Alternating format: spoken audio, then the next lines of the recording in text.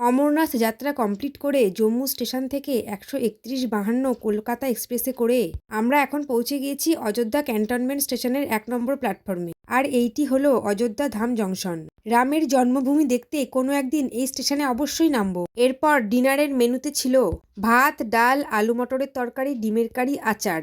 পরদিন সকালে যথাক্রমে আমরা পার করলাম নেতাজি সুভাষচন্দ্র বোস গোমোহ, ধানবাদ জংশন ইত্যাদি স্টেশন।